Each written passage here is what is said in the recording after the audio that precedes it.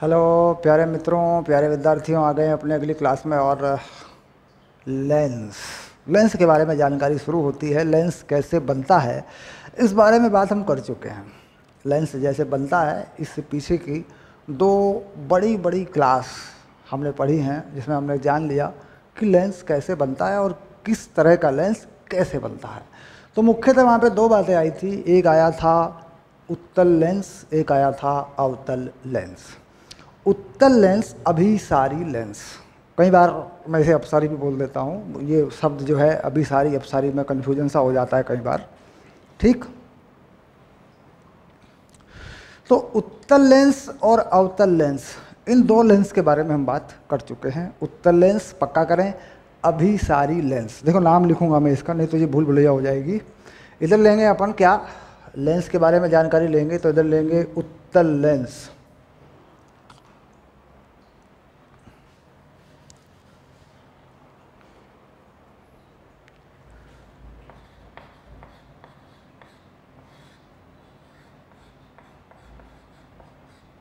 और इसे कहते हैं अभिसारी लेंस। और अंग्रेजी में तो हम इसको अच्छी तरह जानते हैं। अंग्रेजी में हम कहते हैं इसे convex lens. Convex, convex, convex है ना। और दूसरा जो लेंस है हमारे पास वो है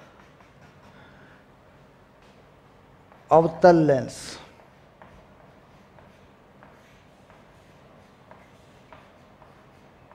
इसे अपन कहते हैं अपसारी लेंस। और अंग्रेजी में इसका नाम है कॉनकेव लेंस।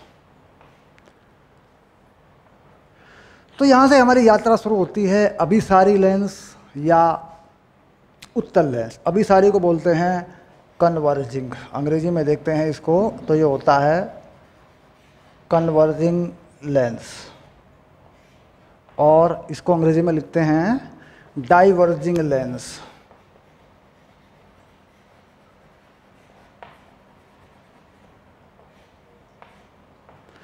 डाइवर्जिंग यानी प्रकाश को फैलाने वाला, कन्वर्जिंग यानी प्रकाश किरण पुंज को इकट्ठा करने वाला, यानी कॉन्वेक्स लेंस जो है वो प्रकाश किरण पुंज को इकट्ठा करने वाला है। ठीक, उत्तल लेंस यानी जिसके तल उभरे हुए हैं, उभरे हुए तल। और अवतल लेंस यानी जिसके तल दबे हुए हैं। अगर मोटा मोटा समझ लें, थोड़ा सा चित्र बना लें, तो उभरे हुए तल इस तरह का लेंस जो है, ये जो है देखो इस तरह का लेंस, ये उभरे हुए तल हैं, ये उत्तल हो गया। और दबे हुए तल हैं तो ऐसे बना लें, दबे हुए तल हैं तो ये अवतल हो गया। ये लेंस कैसे बने, इनकी फोकस दूरी कैसे निकाली, ये हम पढ़ चुके हैं पिछली क्लास में। ठीक,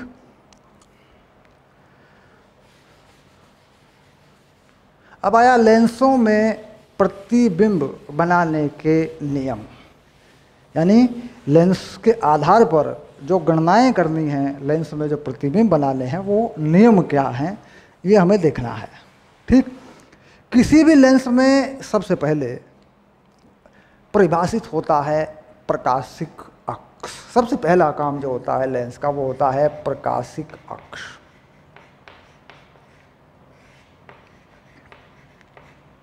ये पहला काम होता है। ठीक, प्रकाशिक अक्ष कौन सा अक्ष है? प्रकाशिक अक्ष लेंस के तल के लंबवत, लेंस के तल के लंबवत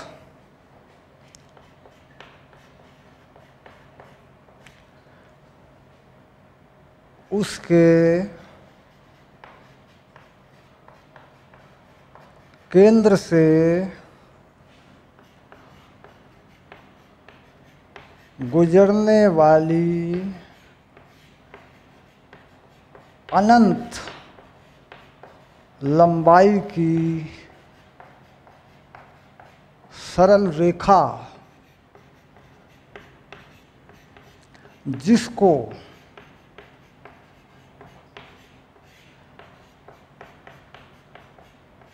लेंस में होने वाले लेंस के कारण, है ना, ऐसा है ना, लेंस के कारण होने वाले परिवर्तनों की गणनाएं की जा सकें।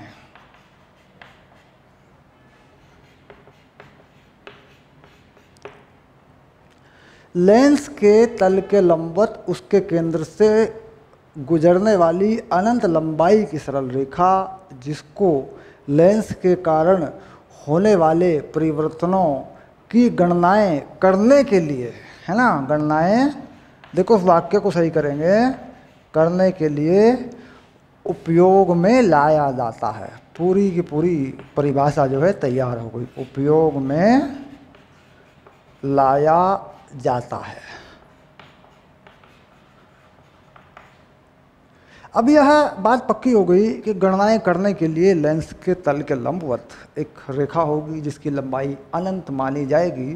तो कुल मिलाकर जैसे यहाँ पर एक लेंस बना देते हैं, ये मान लीजिए उत्तल लेंस बना देते हैं और ये एक अनंत लंबाई की रेखा जो लेंस के तल के लंबवत है। तो जहाँ पर भी लेंस का केंद्र होगा, इसे क्या कहेंगे हम लोग? इसे कहेंगे हम लोग प्रकाशिक केंद्र। इसका नाम है प्रकाशिक केंद्र, ऑप्टिकल सेंटर। अंग्रेजी में क्या बोलते हैं इसको? ध्यान रहे, अंग्रेजी को पकड़ के रखेंगे, अंग्रेजी को पूरी तरह नहीं छोड़ा करते। Optical centre. और ये हो गया प्रकाशिक अक्ष।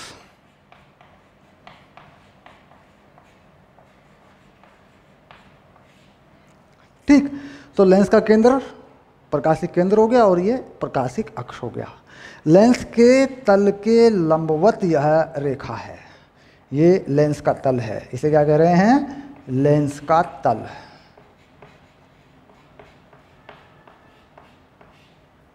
यदि इसके अलावा हम कोई रेखा खींच दें, जैसे मान लीजिए ये लेंस बना लूँ थोड़ी देर के लिए, ये लेंस का केंद्र है और इससे यूँ रेखा खींच दूँ, ऐसे, बात को समझ रहे हैं? लेंस का तल ये है, तो यह रेखा प्रकाशिक अक्ष नहीं है।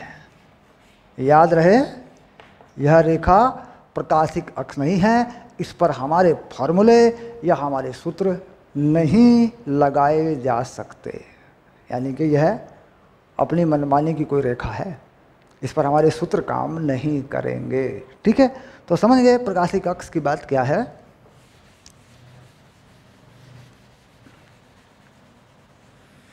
अब इसके बाद ये बात परिभाषित हो जाने के बाद हम लेंगे अक्ष, यानी अक्षों का निरूपण करेंगे। इसमें कौन सा अक्ष कहाँ है, तो हम क्या करते हैं? निर्देशांकों का उपयोग करते हैं। इसे मान लेते हैं एक्स अक्ष पॉजिटिव और इसे मान लेते हैं वाई अक्ष पॉजिटिव और पीछे की तरफ कर लेते हैं एक्स अक्ष नेगेटिव और नीचे की तरफ कर लेते हैं माइनस का वाई अक्ष। इस तरीके से, यानी लेंस के केंद्र से इस तरफ ली जाने वाली दूरियां धनात्मक होंगी, पीछे की तरफ ली जाने वाली दूरियां ऋणात्मक होंगी। यह दूरियां लेंस के केंद्र से ली जाएंगी। ध्यान रहे, लेंस के केंद्र से यह दूरियां ली जाएंगी। ऊपर की तरफ धनात्मक होंगी, नीचे की तरफ ऋणात्मक होंगी। ठीक, बिल्कुल ऐसी स्थिति कॉनकेव लेंस में भी होगी, बिना किसी भेदभाव के। तो कॉनकेव लेंस का भी अपन एक प्रकाशिक अक्ष बना देते हैं और इसको भी दिखा देते हैं। देखिए, ये बन गया x और ये बन गया y, ये प्लस, ये माइनस और ये भी माइनस। ये बन गया ऑप्टिकल सेंटर। ऑप्टिकल सेंटर को सी लिख सकते हैं, सेंटर को क्या लिख सकते हैं, सी।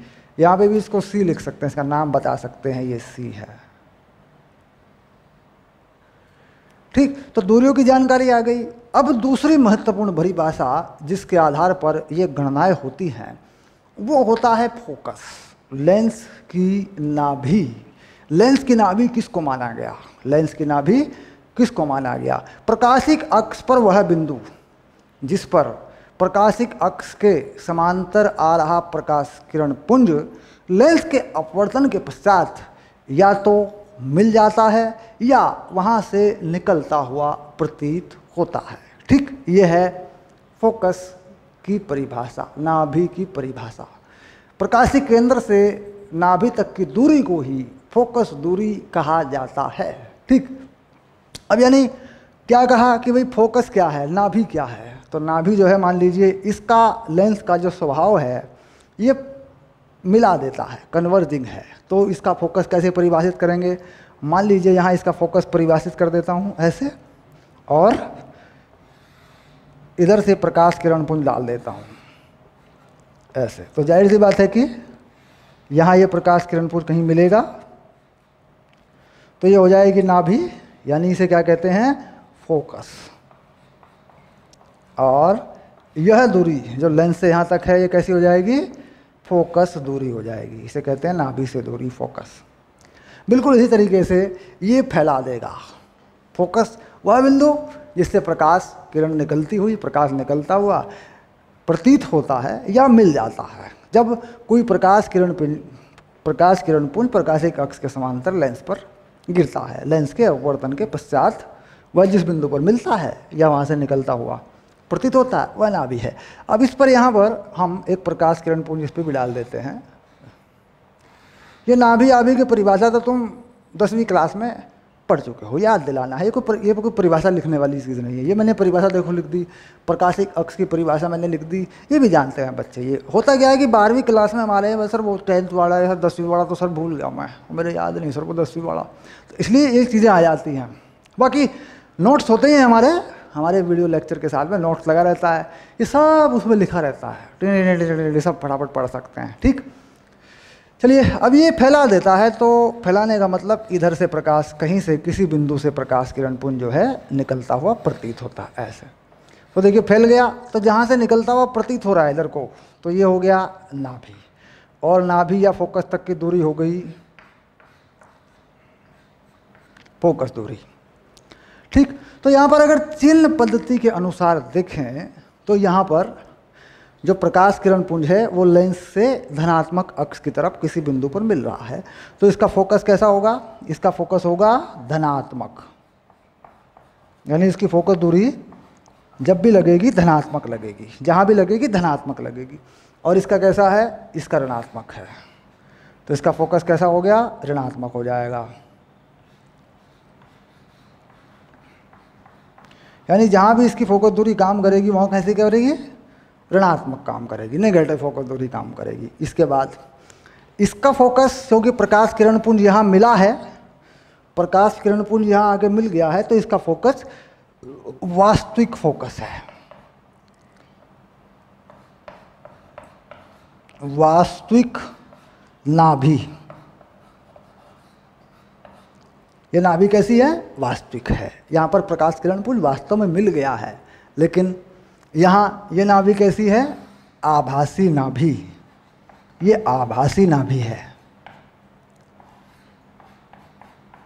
सारी चीज़ें फटाफट दिमाग में आ रही होंगी, सब कुछ एकदम बढ़िया बढ़िया याद होता जा रहा होगा। ये आभासी नाभि क्यों, क्योंकि प्रकाश किरण पुंज वास्तव में यहाँ से निकल नहीं रहा है।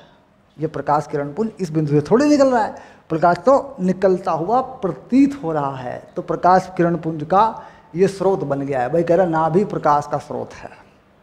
ठीक, नाभि प्रकाश का स्रोत है, तो यहाँ प्रकाश का स्रोत नहीं है, बल्कि प्रकाशिक स्रोत का ये एक प्रतिबिंब हो गया है, प्रतिबिंब है ये। तो ये कैसी नाभि है, ये आभासी नाभि है।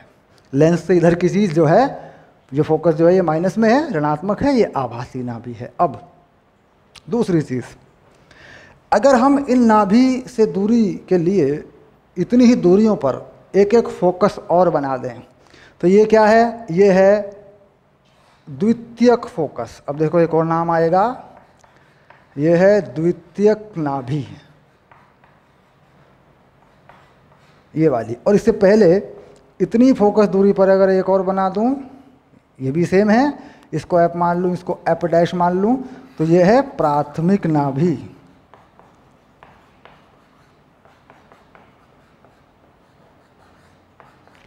प्राथमिक नाभि कोई नाभि नहीं है, ये है मानी गई नाभि। क्या किया, ये मानी गई है, गणनाओं के लिए मानी गई है, मान लिया इतनी दूरी पर एक बिंदु, उसे क्या कह रहे हैं, प्राथमिक नाभि। दूरी सेम है, दोनों जो है, दोनों दूरियां सेम है, क्योंकि वास्तविक नाभि ये है। चित्रों में, गणनाओं में, जहाँ भी आंकिक प्रश्न लगेंगे, सब में काम ये करेगी। ये केवल दूरी को देखने का तरीका है बस।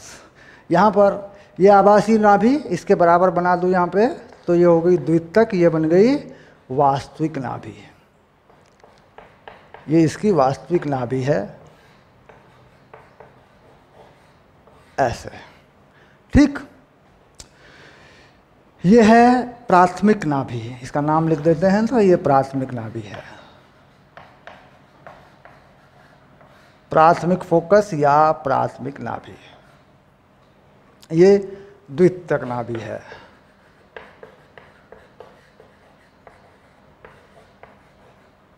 द्वितीयक नाभि है ना, चलो लिख देता हूँ, लो कोई प्रॉब्लम नहीं। अब इस नाभि का इस्तेमाल नहीं करते हम कभी, ये जो नाभि है इसका हम कोई उपयोग नहीं, इसका कुछ नहीं करते हम कभी। ठीक, ऐसे ही नाभि में जब भी सूत्र लगाते हैं, कुछ बात लगाते हैं, तो इसका हम कुछ नहीं करते, ये सिर्फ देखने के लिए है कितनी दूरी कहाँ पर है, कैसे कैसे कोई वस्तु रखी है। इसका आंकिक प्रश्नों से या वैल्यू लगाने से इसका कोई मतलब नहीं बनता, क्योंकि वास्तव में ये नाभि नहीं है, ये मानी गई नाभि है।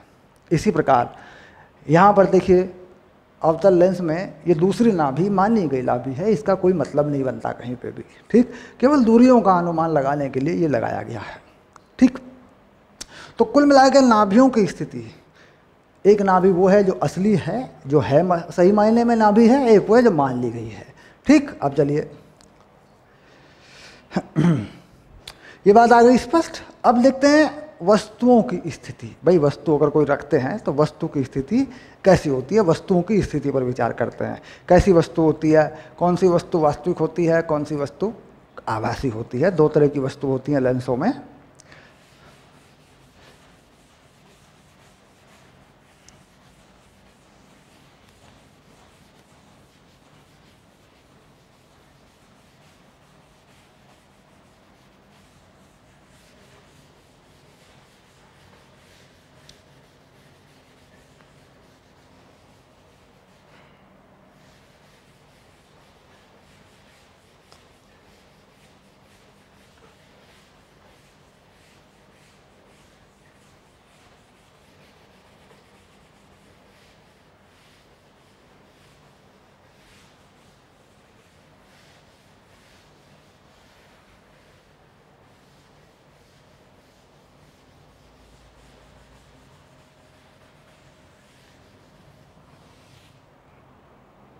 चलिए, प्रतिबिंब बनाने के लिए, लेंस द्वारा प्रतिबिंब बनाने के लिए वस्तु की प्रकृति व स्थिति है ना, क्या बनाएंगे, लेंस द्वारा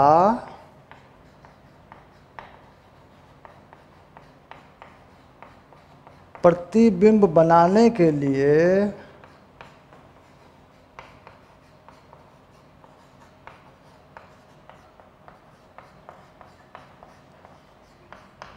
वस्तु की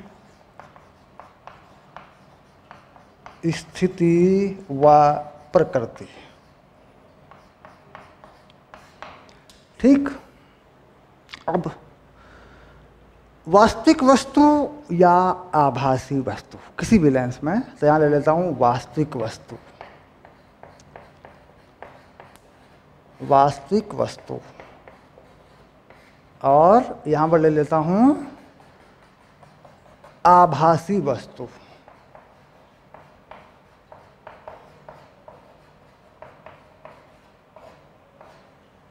ठीक, वास्तविक वस्तु, मान लीजिए कोई लेंस है, एक लेंस बना लेते हैं, उत्तल लेंस बना लेते हैं, ये बन गया हमारा प्रकाशिक अक्ष, ठीक, और ये बन गया लेंस का केंद्र, ठीक।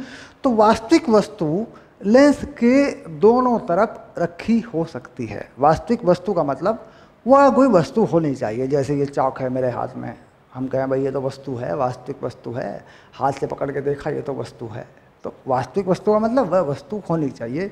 तो वास्तविक वस्तु को लेंस के दोनों तरफ रखा जा सकता है, ये कोई बड़ी बात नहीं। मान लीजिए वस्तु ए बी है, इसे इधर भी रखा जा सकता है, इधर भी रखा जा सकता है। अगर हम लेंस में इसको इस तरफ रखते हैं बाईं तरफ और प्रकाश को इस तरफ को ले जाते हैं, यूँ एक समांतर किरण डालते हैं और ये नाभि से ले जाते हैं ऐसे, तो इस नियम के अनुसार हम अपने प्रतिबिंब बनाते हैं। अब अगर मान लीजिए यह वस्तु इस तरफ रखी हो, दूसरी तरफ रखी हो, मान लीजिए लेंस है ऐसे और वस्तु यहाँ रखी है, ठीक, तो प्रकाश इस तरफ से आएगा यूँ, और यहाँ नाभि मान लेंगे और इस तरफ को चला देंगे प्रकाश को, ये फोकस हो जाएगा, ठीक। यानी इस चित्र को घुमा के देख लेंगे, मान लीजिए कोई वस्तु ऐसे रखी है, तो देखो हो तो यही रहा है, वस्तु से किरण आई, ऐसा ही हो रहा है, ऐसा ही हो रहा है। तो कुल मिला के लेंस के इधर रखा हो या इधर रखा हो, ठीक, वास्तविक वस्तु में वस्तु की तरफ से प्रकाश आता है और दूसरी तरफ नाभि होती है, उससे गुजर जाता है, इधर रखा हो चाहे इधर रखा हो। तो नियम क्या कहता है? नियम ये कहता है जी इसको भी पलट के ऐसा बना लो, यानी इसको पलट लो चित्र को और ऐसा बना लो ताकि आपकी गणनाएं आसान हो। अगर वास्तव में देखा जाए तो ये चित्र और ये चित्र एक ही जैसा है, अगर पलट देंगे तो इधर हो जाएगा, ये इधर हो जाएगा, बात एक ही हो रही है, ठीक। तो कुल मिला के वास्तविक वस्तु जिस तरफ होती है उसके दूसरी तरफ प्रकाश किरण जाती है और वो नाभि से गुजर जाती है, यानी ये सही तरीका है, ये वस्तु वास्तविक है, ठीक। अब बात करते हैं आभासी वस्तु कैसे हो सकती है। अब मान लीजिए ये लेंस है,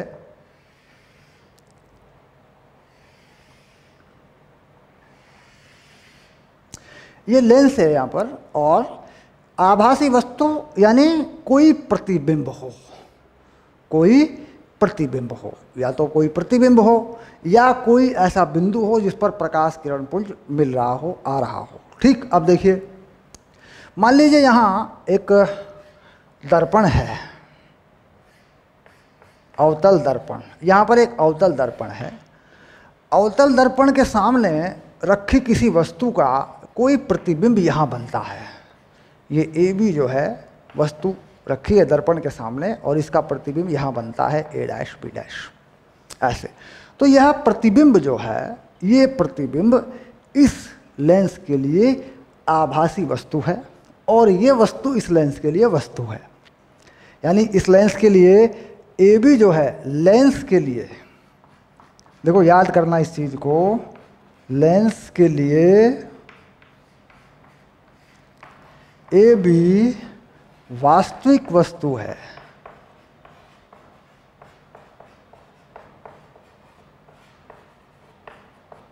और ए डैश बी डैश आभासी वस्तु है।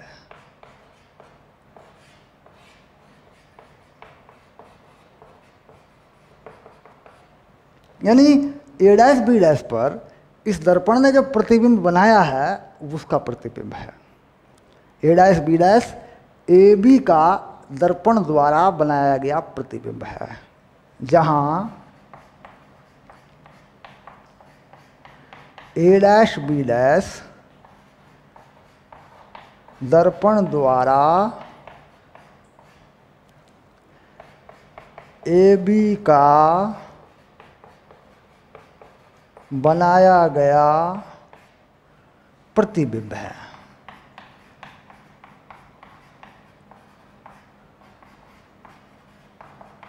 ऐसे, ठीक। तो यानी अगर कोई प्रतिबिंब वस्तु की तरह काम करता है, अगर कोई प्रतिबिंब वस्तु की तरह काम करता है तो वह आभासी वस्तु हो जाता है, वह आभासी वस्तु बन जाता है, क्योंकि वस्तु तो है नहीं वहाँ पे, वस्तु नहीं है, वस्तु का प्रतिबिंब है, तो वह आभासी वस्तु बन जाता है। ठीक।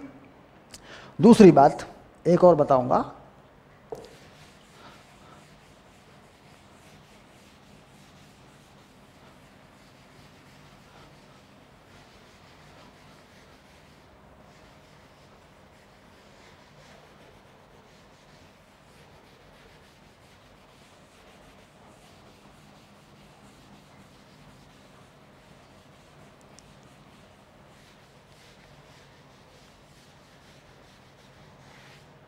मान लीजिए हमारे पास एक टॉर्च है, मान लीजिए हमारे पास एक टॉर्च है, ये टॉर्च है, देखिए इसे क्या कह रहे हैं कि ये टॉर्च है।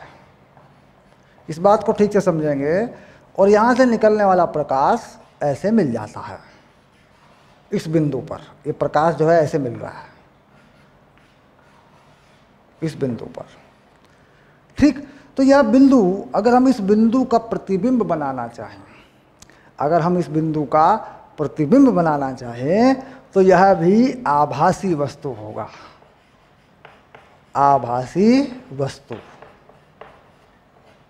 ऐसे। अब इसके सामने लेंस लगा दूं, है ना, ये वस्तु मान ली, तो अब इसका प्रतिबिंब बना दूं लेंस से, क्योंकि वस्तु नहीं है, वस्तु नहीं है बल्कि प्रकाश किरणपुंज कहीं मिला है, तो यह आभासी वस्तु होगा। यानी प्रतिबिंब जो है वो आभासी वस्तु का काम करता है। भाई इतना सा फर्क है और कुछ नहीं। वस्तु होती है तो वस्तु होती है, अगर वस्तु का प्रतिबिंब होता है तो आभासी वस्तु हो जाती है।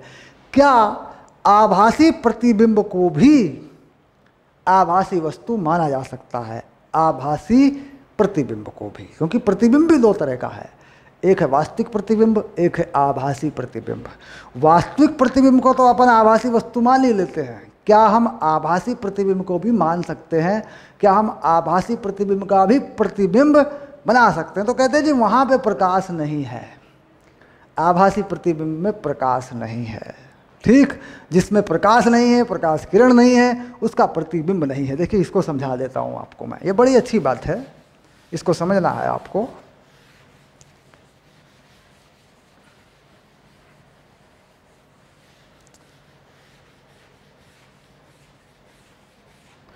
मान लीजिए हमारे पास एक समतल दर्पण है, बहुत सरलता से मैं समझाऊंगा इसको, कोई बड़ी बात नहीं है।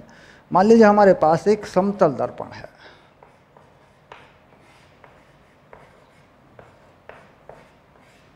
समतल दर्पण के सामने कोई वस्तु है, ये रही वस्तु ए बी। तो हम जानते हैं कि इस ए बी का प्रतिबिंब यहां बनेगा ऐसे।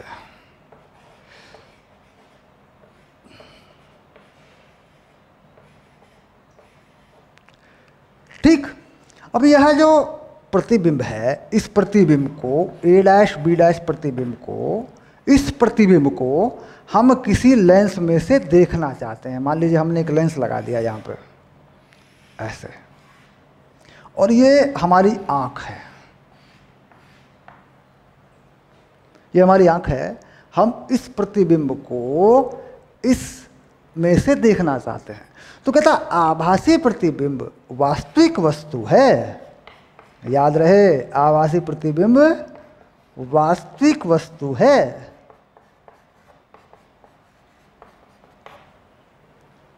यानी आभासी प्रतिबिंब जो है वास्तविक वस्तु है। ठीक, और अगर कहीं पे प्रकाश किरणपुंज मिल रहा है या वास्तविक प्रतिबिंब है तो वह आभासी वस्तु है।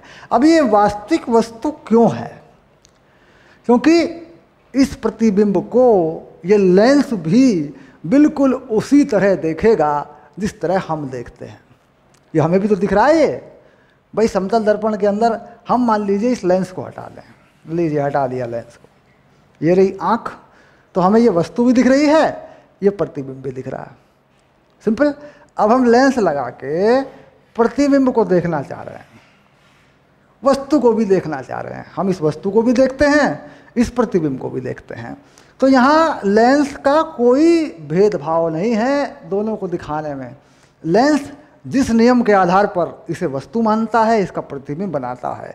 लेंस बिल्कुल उसी नियम के आधार पर इस प्रतिबिंब को भी वस्तु मानता है और इसका भी प्रतिबिंब बनाता है। यानी वास्तविक वस्तु की तरह ही लेंस इसको मानता है, तो ये भी वास्तविक वस्तु है।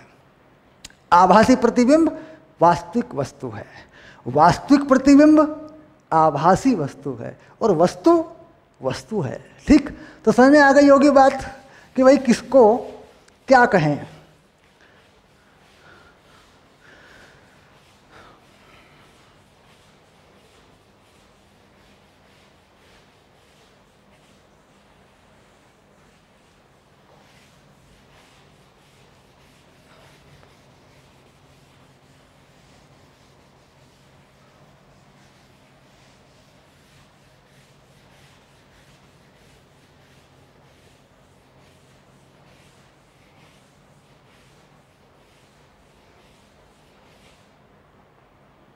अब आया प्रकाशिक अक्ष पर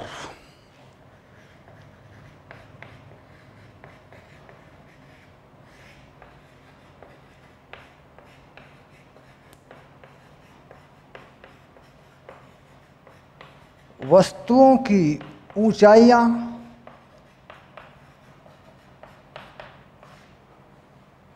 और लंबाइयां।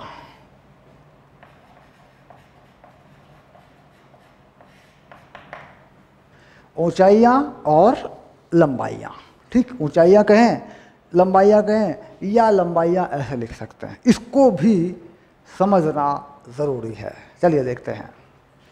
मान लीजिए कोई लेंस है, क्योंकि जब न्यूमेरिकल लगाओगे ना, जब आंकिक प्रश्न लगाओगे ना, ये सब मामले फंसे पड़े रहेंगे। वैल्यू डाल के उत्तर भी आ जाते हैं कई बार आंकिक में, लेकिन उलझने रहती हैं, क्योंकि डर सा रहता है कहीं मुझसे कोई वैल्यू गलत ना लग जाए। इस अध्याय में जब बच्चे मान रखते हैं ना आंकिक प्रश्नों में, तो हिचकिचाए से होते हैं, डरे हुए से होते हैं। क्यों? क्योंकि कहीं कुछ गलत ना हो जाए, है ना। बाकी सामान्य भौतिकी में ऐसा नहीं है, बच्चे मान रख लेते हैं। इस अध्याय में ऐसा हो जाता है, डर सा रहता है। तो उसकी वजह होती है कि हम इन चीज़ों को ठीक से पकड़े हुए नहीं होते। भाई कहाँ पॉजिटिव कहाँ नेगेटिव, कैसे रखें, क्या माने। ठीक 10 सेकंड के लिए रुकेंगे।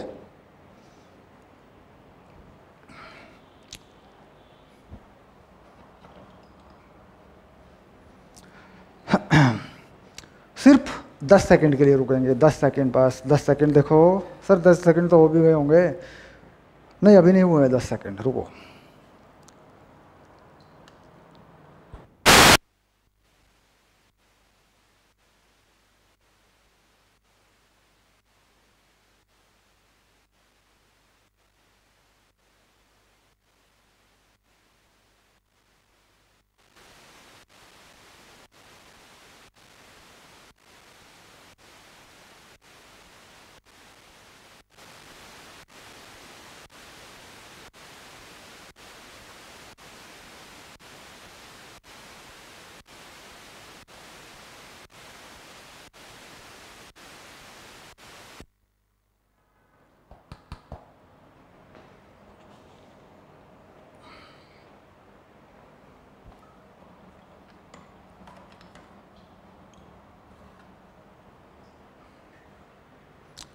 अब हम बात कर रहे थे कि भाई प्रकाशिक अक्ष पर वस्तुओं की लंबाइयाँ या ऊंचाइयाँ।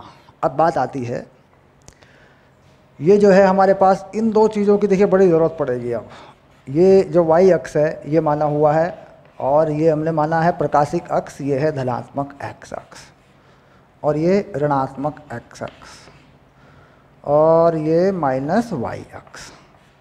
अब देखिए वस्तु किस किस तरीके से रखी जा सकती है। एक वस्तु ये रखी है, ये है A1 B1। एक वस्तु ये रखी है, ये है A2 B2, ठीक। और एक वस्तु यूँ पड़ी है ऐसे, ये है A3 B3, ठीक। 3 वस्तुएं लेंस के सामने प्रकाशिक अक्ष पर रखी हैं। एक रखी है तिरछी, एक रखी है, एक पड़ी है, ठीक। एक रखी है सीधी यानी खड़ी है लेंस के ऊपर। जो सूत्र हमारा काम करता है वो इस पर काम करता है जो खड़ी है। ठीक, तो क्या कहें, सामान्य सूत्र जो बनेंगे, सामान्य सूत्र जो बनेगा वह सीधे A1 B1 पर लागू हो जाएगा।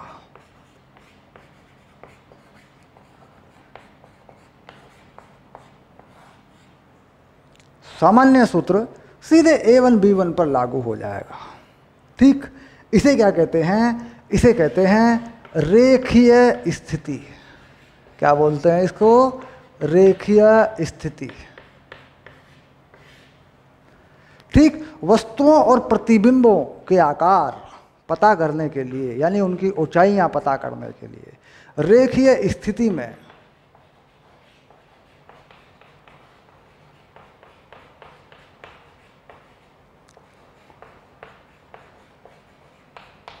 वस्तुओं की ऊंचाइयां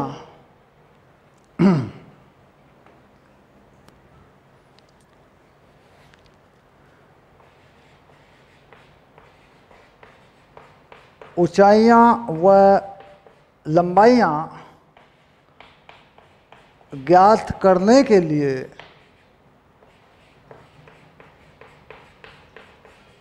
आवश्यक पद रेखीय आवर्धन है। रेखीय आवर्धन यानी किसकी बात हो गई बच्चों, ये बात हो गई A1 और B1 की। ठीक, अब A2 B2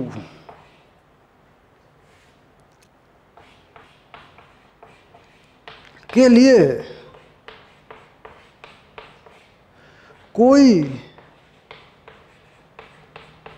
सूत्र नहीं, यानी A2 B2 के लिए कोई सूत्र नहीं है। रेखीय आवर्धन और A3 B3 के लिए अगर कोई सूत्र बनेगा तो उससे मिलाकर हम A2 B2 को हल कर सकते हैं। अब A3 B3 के लिए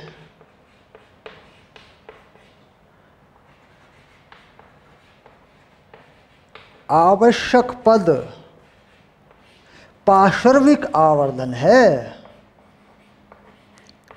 पार्श्विक आवर्धन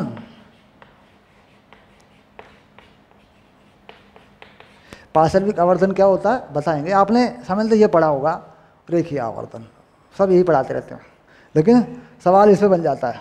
प्रतियोगी परीक्षाओं में इससे बड़े सवाल बनते हैं पार्श्विक आवर्धन पर। ठीक, यदि कोई वस्तु खड़ी नहीं है, पड़ी है, तो दैट इज ये पार्श्विक आवर्धन के हिसाब से जाएगी, वस्तु और प्रतिबिंब की लंबाइयाँ या ऊंचाइयाँ नापने के लिए। ठीक, अब अगर कोई वस्तु खड़ी है प्रकाशिक अक्ष के ऊपर, तो यहाँ पर ये दूरी कैसी होगी, ये दूरी होगी धनात्मक। अगर कोई वस्तु नीचे की तरफ है तो ऋणात्मक। इसका प्रतिबिंब मान लीजिए यहाँ ऐसे बने हैं, ठीक, तो ये कैसा होगा, ये दूरी होगी ऋणात्मक, क्योंकि आप जान रहे हैं कि वाई अक्ष ऋणात्मक वाई अक्ष की तरफ ये प्रतिबिंब बना है, तो ये ऋणात्मक वाई अक्ष। यानी वस्तु का प्रतिबिंब अगर धनात्मक बनता है, ठीक, या ऋणात्मक बनता है, तो वो चिन्ह पद्धति के हिसाब से देखा जाएगा। इसके बाद हम सूत्र बनाएंगे, आवर्धन वगैरह लेंगे और सारी चीज़ों को एक एक करके लेंगे। तो यानी कि ये हैं चिन्ह पद्धति। चिन्ह पद्धति और लेंसों में कौन सी चीज़ कहाँ होती है, ये उसकी जानकारी है। इस क्लास में हमने उसकी जानकारी ली। अगली क्लास में हम सूत्र बनाएंगे लेंसों के, किस स्थिति में कैसा प्रतिबिंब लेंस बनाएगा, और लेंसों में प्रतिबिंब बनाने के जो नियम हैं वो क्या क्या है। कई बार क्या होता है कि बच्चे रे डायग्राम नहीं बना पाते।